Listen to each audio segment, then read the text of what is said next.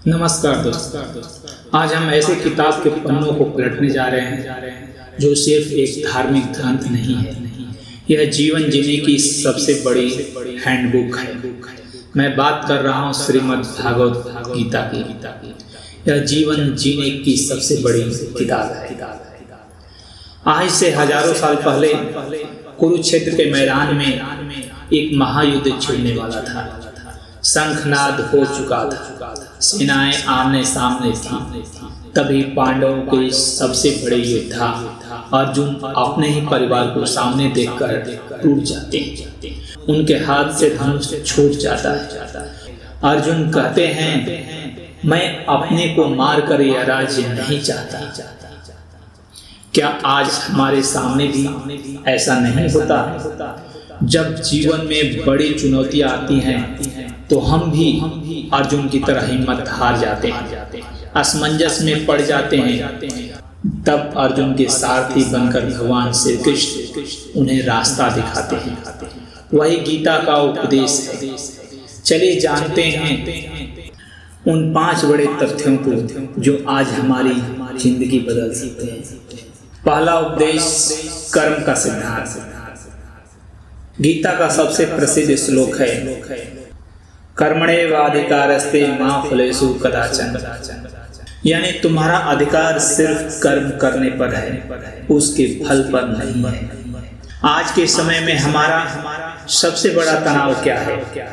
हम काम शुरू करने से पहले ही उसके रिजल्ट के बारे में सोचने लगते हैं। अगर मैं फेल हो गया तो क्या होगा? अगर मुझे प्रमोशन नहीं मिला तो लोग क्या कहेंगे?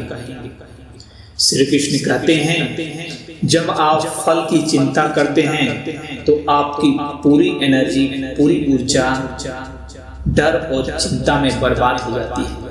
आप अपना ध्यान 100% काम पर दे नहीं पाते। इसलिए परिणाम को भूल जाइए, प्रोसेस पर ध्यान दीजिए। आप अपना कर्म पूरी ईमानदारी से कीजिए, फल अपने आप ही मिलेगा। दूसरा उपदेश, मन पर नियंत्रण। अर्जुन श्री कृष्ण ने कहते हैं, हे कृष्ण, यह मन बड़ा चंचल है, जिद्दी है। इसे रोकना हवा को रोकने जैसा मुश्किल है। तब श्री कृष्ण मुस्कुराते और कहते हैं, असंशय महाबलो मनो दुर्निग्रह चलम। यानी मन को रोकना वाकई मुश्किल है अर्जुन, लेकिन यह असंभव नहीं है। इसे 2 चीजों से बस में किया जा सकता है। पहला अभ्यास यानी प्रैक्टिस, दूसरा वैराग्य, डिटैचमेंट। आज हमारा मन सोशल मीडिया, रील्स, भटकाव का गुलाम बन चुका है। हम फोकस नहीं कर पाते। कृष्ण कहते हैं कि जो इंसान अपने मन को कंट्रोल नहीं कर सकता, उसका मन ही उसका सबसे बड़ा दुश्मन बन जाता है। अपने मन को सही दिशा में लगाने के लिए रोज थोड़ा थोड़ा अभ्यास कीजिए। तीसरा उपदेश है, बदलाव ही संसार का नियम है। गीता का एक बहुत ही खूबसूरत विचार है, परिवर्तन ही इस संसार का नियम है। हम अक्सर बदलाव से डरते हैं। जब हमारा अच्छा समय जाता है तो हम दुखी हो जाते हैं। जब बुरा समय आता है तो हम टूट जाते हैं। लेकिन श्री कृष्ण कहते हैं कि इस दुनिया में कुछ भी स्थायी नहीं है। सुख और दुख दोनों मौसम की तरह आते जाते हैं। जो आज तुम्हारा है कल किसी और का था और परसों किसी और का हो जाएगा। इसलिए न तो सफलता में घमंड करो और न ही असफलता में निराश हो।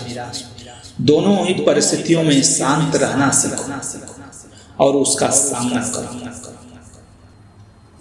चौथा उपदेश, आत्मा की अमरता और डर से मुक्ति। श्री कृष्ण अर्जुन के मन से मौत और खोने का डर निकालते हुए कहते हैं, नैनन छिदन्ते शस्त्राणि नैनन दहति पावका। यानी आत्मा को न तो शस्त्र काट सकते हैं और न ही आग जला सकते हैं। हम जिंदगी में बहुत सी चीजों को खोने से डरते हैं। नौकरी जाने का डर, रिश्ते टूटने का डर, बीमारी का डर। कृष्ण हमें याद दिलाते हैं कि तुम खाली हाथ आए थे और खाली हाथ ही जाओगे। जो तुम्हारा है ही नहीं उसे खोने का डर कैसा? जो तुम्हारा है ही नहीं उसे खोने का डर कैसा? जब आप इस सच को स्वीकार कर लेते हैं तो आपके अंदर से हर तरह से डर गायब हो जाता है और यही सच है। पांचवा उद्देश्य, खुद पर विश्वास और सही नजरिया, सेल्फ बिलीफ। गीता कहती है कि मनुष्य अपने विश्वास से निर्मित होता है। जैसा वह सोचता है वैसा ही बन जाता है। अगर हम हर समय नेगेटिव सोचेंगे तो आपके साथ नेगेटिव ही होगा। खुद को कमजोर समझना बंद कीजिए। कुरुक्षेत्र का असली युद्ध हमारे बाहर नहीं, हमारे दिमाग के अंदर चलता है। जो हर रोज हमारी लड़ाई हमारे आलस, हमारे डर और हमारी नकारात्मकता से होती है। इस युद्ध को जीतने के लिए खुद पर भरोसा रखना बेहद जरूरी है। दोस्तों, कुछ ही समय में गीता के महासागर को समेटना मुमकिन नहीं है, लेकिन इसका सार यही है कि जिंदगी में जब भी आप उदास हो, रास्ता न दिख रहा हो, तो आंखें बंद कीजिए और सोचिए कि श्री कृष्ण आपसे कुछ कह रहे हैं। उठो, अपना कर्तव्य निभाओ और परिस्थितियों से भागो मत। समस्या कितनी भी बड़ी क्यों न हो, अगर आपका कर्म सही है और नियत साफ है तो जीत आपकी ही होगी। गीता हमें भागना नहीं बल्कि जागना सिखाती है। तो साथियों, उम्मीद है कि गीता के इन विचारों से आपके मन में जीवन की उलझनों को दूर करने में मदद मिली। आपको कौन सा उपदेश सबसे अच्छा लगा, कमेंट में जरूर बताएं। जय श्री कृष्ण, जय श्री कृष्ण, जय कृष्ण। धन्यवाद।